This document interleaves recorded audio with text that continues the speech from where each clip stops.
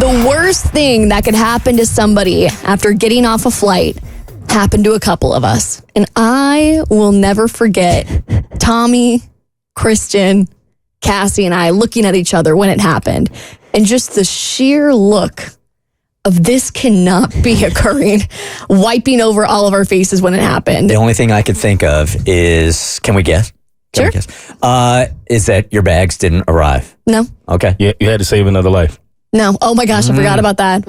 We didn't have to save a life in San Diego. Yeah, no more flight attendants passing out in bathroom stalls. We were good there. It is not saving somebody's life. The worst thing that can happen to somebody when you land. The worst. The worst. Oh, I forget that you two were there. Okay, no more guessing. So we had a moment together when this was all occurring that just made me think, I'm glad we're all in this together, because if I had to endure this alone, I don't know that I could survive. So to paint the picture for you, we just spent 4 days at this radio convention in San Diego. It was mildly exhausting, not because the panels were that interesting. We were just drinking a lot. So we wake up on Saturday and I'm mildly hungover. I've had a little bit of like a rough couple of days. It was a marathon. It wasn't a sheer amount of alcohol. It was the marathon amount, yes. I think. It was the waking up. It was the active listening during the panels, and then going to dinner, and then drinking, and then me trying edibles for the 7th time and being surprised when things don't end up well. Not to mention that 3-hour time difference that plays a part. And the 3-hour time difference. So we get off this flight, and the first thing I'm thinking is, I cannot wait to get in my bed. Oh, yeah. I'm so glad it is 7 p.m. Eastern time, because all I want to do is sleep. I don't want to talk to nobody.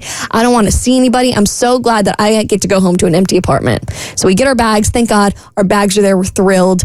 And we're talking about getting a ride. And Tommy's like, oh gosh, like I drove here. Like I can take you all home. And I'm like, oh, get to save money on an Uber. This is amazing. Life is working out so well. You're welcome for the budget, by the way. Tommy saved you so much money by taking all 3 of us home. So much money. Yeah. And turns out we love Tommy's car. Oh my God. Tommy has the greatest car ever. It's like an electric SUV. It's pristine. There's ambient lighting. The back seats have heated and cooled seats. Yeah. It was amazing. This dude can talk about this car for hours at a time, man. He was telling me like this thing goes 0 to like 140 in 3 seconds. It does. So, and if your grandpa is at home in a wheelchair, you can ice skate outside and plug up your boombox, according to the Super Bowl commercial. It's a Kia EV9. Oh, that's the one. Okay. So we love this car. A Kia, what'd you say it was? Kia EV9. But before we could get to the illustrious Kia EV9. Random? It seemed random to you? No, I just, when you okayed him, I thought you was being sarcastic. You really knew what he was talking about? Not really. Thanks for calling me out. It was one of the best Super Bowl commercials. Anyway. So before we could get to this illustrious vehicle, we had to make a treacherous journey from Atlanta Hartsfield Airport to the big warehouse where he was storing his vehicle. And then the one troll we had to get through was our bus driver. The one troll.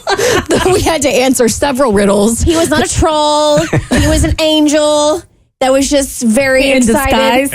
Angel being the operative word, because it was very church-like. He loves his job, and he wants to spread his joy everywhere. Oh, don't you hate these people? He was so happy. People that are happy and enjoying their job. You think we were bad in the back of the Uber while we were making videos for Abby's Hinge matches? Yeah. This was 1,000 times more than that. No, it wasn't worse than that. Yes, it was. Yes, it was.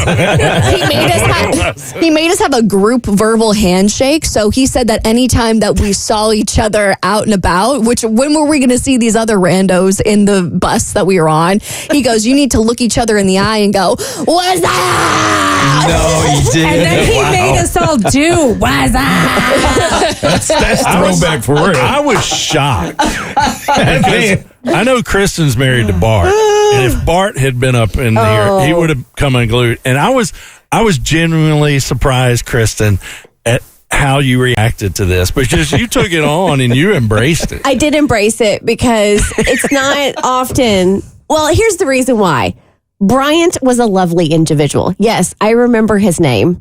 And he was so overfilled with joy, and he was an infectious person. Granted, the setting wasn't right because we had just done a cross-country flight and just wanted to like sit in silence. But he wasn't going to have that. He was building camaraderie amongst the passengers because it was myself, Cassie, Abby, Tommy. There was 2 other women on our flight, and then another dude who did not speak one word, had his headphones on the entire time. I was so jealous of him. I was like, I wish I could clock out in this moment. You got to understand at these conventions, too, all we're doing is like extroverting. So when we finally get home, all we want is a little silence, right? So Bryant's asking us all these questions, where we were, what we were doing there, and then he's asking if anybody has an August birthday because he wanted to sing his birthday song.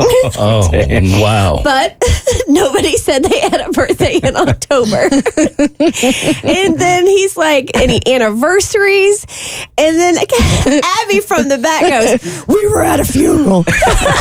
No, you didn't. Did you really? Because I wanted him to shut up. Just to try to throw him off. Oh, that's I foul. was hoping if I said we were at a funeral, he would dial it down. This is going to make a funeral song? And then Bryant goes, a celebration of life. That won't stop me. I had to call Abby out though because this guy was telling church-related jokes, and he had on the Christian station, and said, I'm like, you can't be lying to him. I said, she's lying.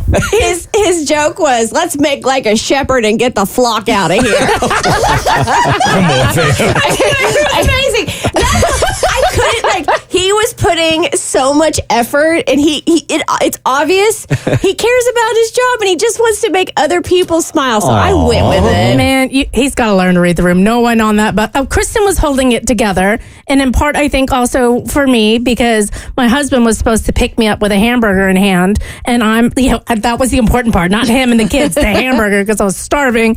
And I'm at baggage claim. I text him. I'm like, hey, got my bag, and all I get back is Jesus Christ. And then he calls. He's like, you can either wait there for 40 minutes or take an Uber. I'm like, what do you mean you're not outside with my 5 guys? So thank God Tommy saved the day, but I'm in a pissed off mood. Cassie was so mad. I was She's like, so I told him mad. 6:45. What did he think 6:45? And then I'm on this damn shuttle, and Brian's like, what up? And I'm like, I'm going to kill somebody is what's up. I was about to throw myself off the moving bus. Your good attitude is not welcome around here. Save all that positive energy. Oh, God bless Bryant. The Bert Show.